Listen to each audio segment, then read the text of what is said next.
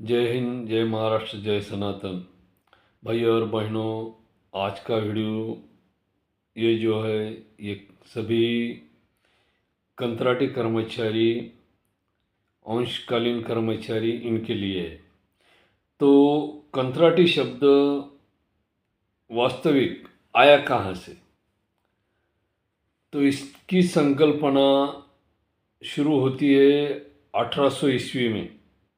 उसके पहले क्या था फिर? तो उसके पहले पूरी दुनिया में गुलामगिरी का राज था। जहाँ भी काम करने का तो गुलामों के जरिए काम होता था। गुलाम लोगों को काम दिया जाता था और गुलामों की खरीद बिक्री होती थी। इजिप्ट हो, मेसोपोटामिया हो, उसके पहले Greek, Roman, Africa, America, Britain, France, Portuguese, जो भी दुनिया के बड़े बड़े नामांकित देश थे, वहाँ गुलामों की खरीद बिक्री होती थी और गुलामों के जरिए काम होता था। पर आखिर आखिर में 1800 ईस्वी तक के हालात ऐसे बिगड़ गए कि गुलामों ने आवाज़ उठाना चालू कर दिया और गुलाम लोग काम करने से मना करने लगे। इसी दौरान सिस्टम आई कंत्राटी सिस्टम। यानी एक ठेकेदार रहता था और उसको जो भी कंपनी हो, जो भी मालिक हो, कंत्राटदार को पैसे देता था। भाई मुझे 100 आदमी चाहिए, मुझे 10 आदमी चाहिए, मुझे 50 आदमी चाहिए, तुम क्या करो, हमें काम के लिए लोग दे दो। तो एक एग्रीमेंट रहता था, साल भर का, 6 महीने का, जो भी है, 3 महीने का। और वो उसी एग्रीमेंट के तहत क्या होता था, उस ठेकेदार के हिसाब से वह सामने वाले कंपनी को, मालिक को क्या करता था, जितने आदमी चाहिए, जितने कामगार चाहिए, वो उनको देता था।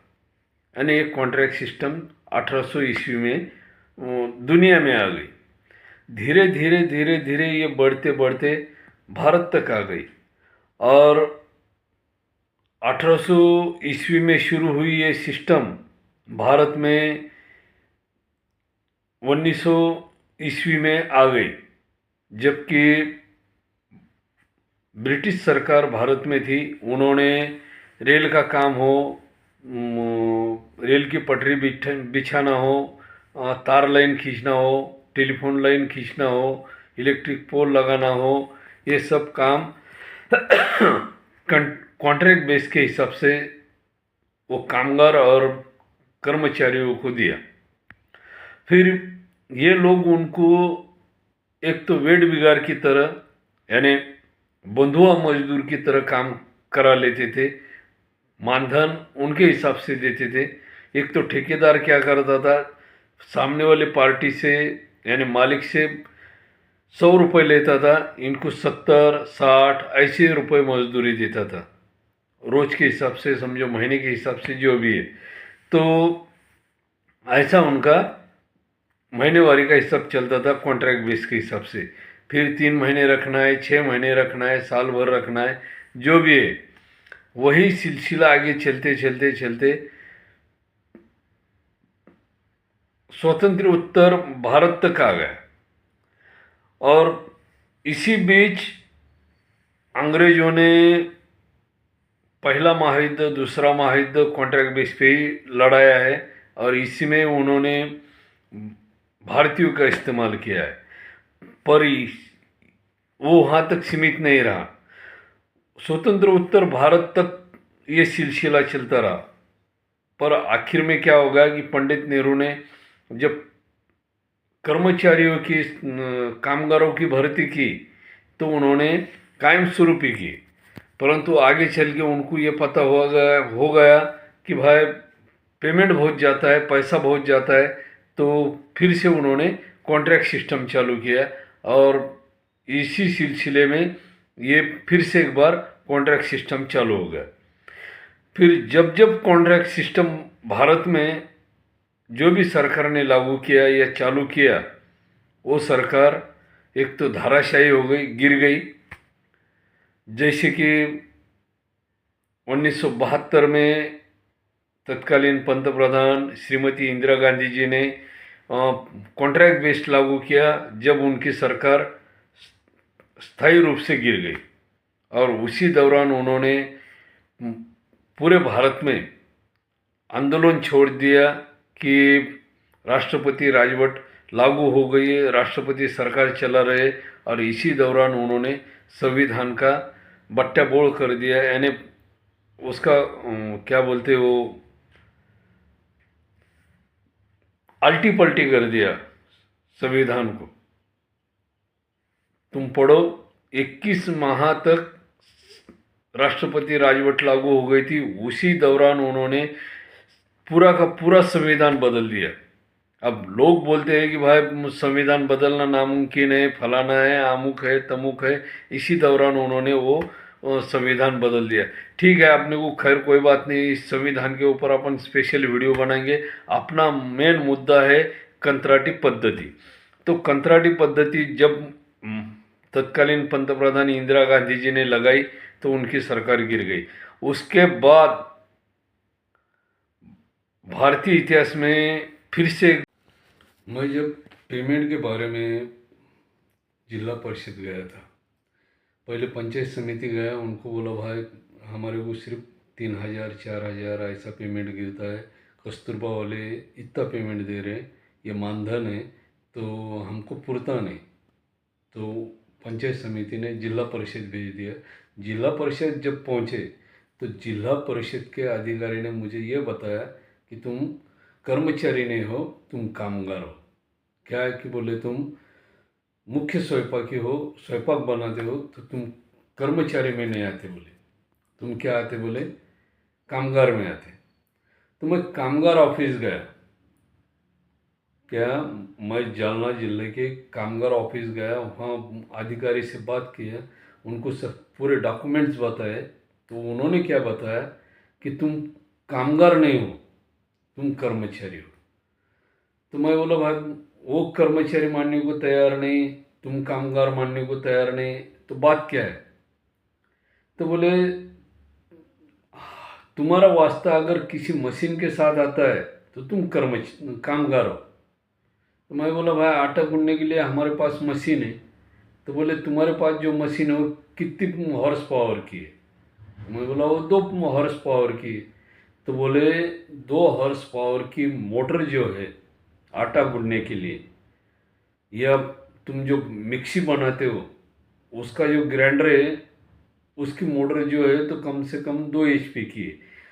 तो हमारे पास काम करने वाला कामगार जो है वो कम से कम 20 हॉर्स पावर की मोटर पे काम करता है। अगर तुम्हारे पास 20 हॉर्स पावर की मोटर है तो तुम कामगार माने जाते हो।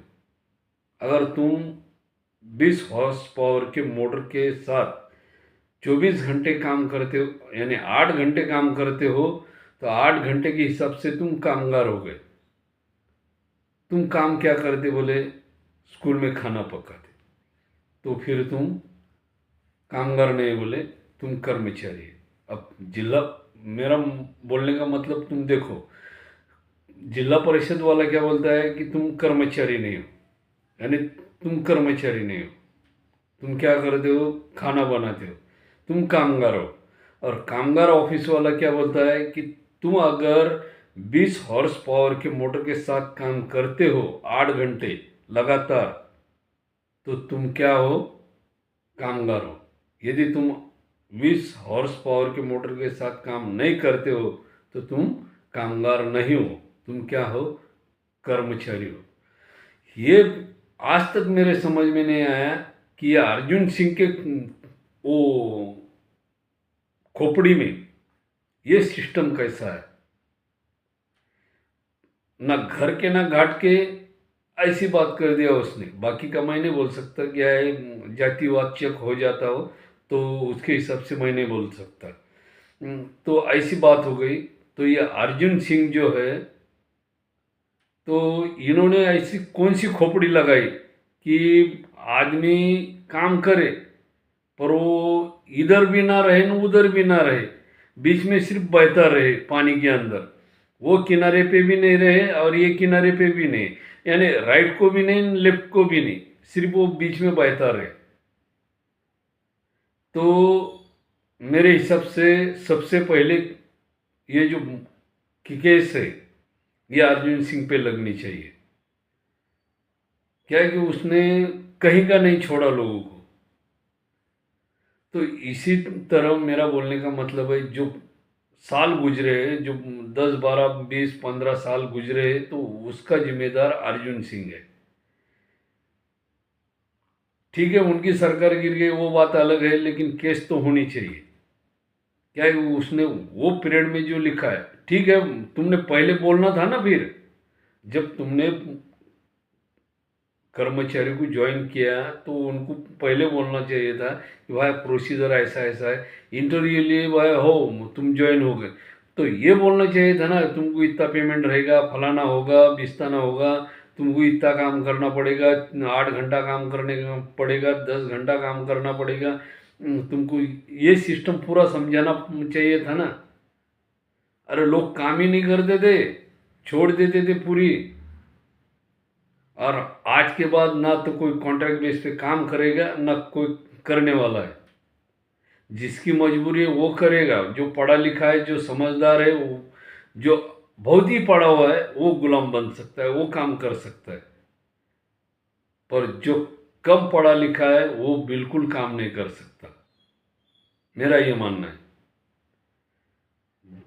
जो ज़्यादा पढ़ा लिखा हुआ है वो गुलाम बन सकता है, कॉन्ट्रैक्ट बेस का भागीदार बन सकता है।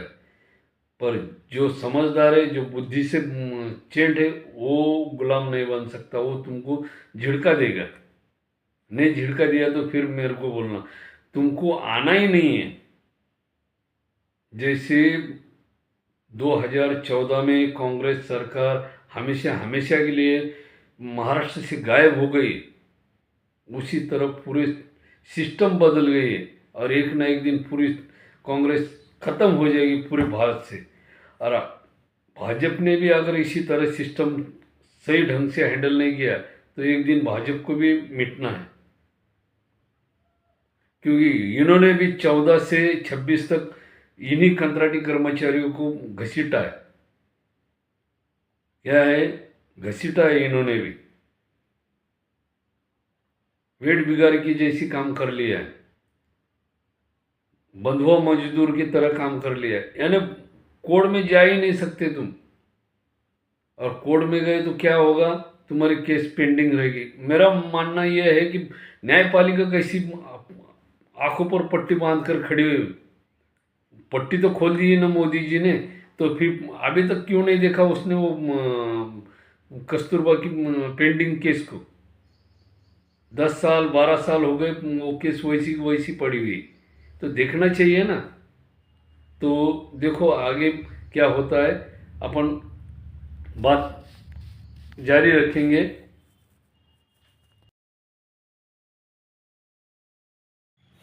महाराष्ट्र के अंदर कंत्राटी कर्मचारी कम से कम 6 लाख या 7 लाख है, जिसमें पंचायत समिति है, जिला परिषद है, तहसील कार्यालय है, सरकारी दवाखाना है, जो भी है, जो भी गवर्नमेंट ऑफिस है, पीडब्ल्यूडी है, और जो भी है वहाँ टोटल कंत्राटी कर्मचारी जो कि वो भी राम भरोसे। और शिक्षण विभाग में जो अभी अभी समग्र शिक्षा अभियान है कस्तूरबा गांधी के अंदर, सर्व शिक्षा अभियान अंतर्गत कस्तूरबा गांधी के कर्मचारी, मानव विकास के कर्मचारी, जो भी है, अर्धवेळ है, पूर्णवेळ है, जो भी कर्मचारी है, सभी के सभी कॉन्ट्रैक्ट बेस पे। तो पूरे भारत के अंदर टोटल कर्मचारी 60 से 70 लाख कर्मचारी कंत्राटी है। तो कईयों ने अपनी ज़िंदगी के कम से कम 10 साल 12 साल 15 साल एक कंत्राटी में काम करते हुए गुजारे, और कई के ऐसे हालात है कि कई कर्मचारियों ने आत्महत्या कर ली, कई ने सुसाइड कर लिया, कोई जिस एक्सीडेंट में गुजर गए, कोई ने छोड़ दिया, क्योंकि गुजारा नहीं हो रहा था, बच्चे बड़े हो रहे थे, उनकी पढ़ाई लिखाई, उनका खर्चा वो होना मुनासिब था। क्या है कि 5-10 हज़ार रुपये में खर्चा होता नहीं था। एक तो रूम का भाड़ा जाता था 2-3 हज़ार रुपये, किराना, गैस, दूध का खर्चा, भाजी का खर्चा, यानी जो भी खर्चा है तो वो बढ़ता हुआ जा रहा था। और जहाँ बच्चों की, खुद के बच्चों की पढ़ाई होना था, वो वहाँ हो नहीं रही थी। यानी दूसरे के बच्चों के लिए खुद अपन टाइम देना, पर अपने बच्चों के लिए टाइम नहीं दे सकते थे, उनके पढ़ाई का खर्चा नहीं उठा सकते थे। इसलिए बहुत से कर्मचारियों ने छोड़ दिया, इस रिजाइन दे दिया। तो मेरा बोलने का मतलब है कि भाई ऐसे जो कर्मचारी है, जो गुजर गए, जो छोड़ दिया जिन्होंने, जो मर गए, जिनका एक्सीडेंट हो गया, ऐसे कर्मचारियों को शासन क्या करेगी, कोर्ट क्या करेगा? जिन्होंने अपनी ज़िंदगी के कम से कम 10-12 साल गुजारे और उन्होंने छोड़ दिया, कोई आत्महत्या कर लिया, तो ऐसे कर्मचारियों के परिवार का क्या,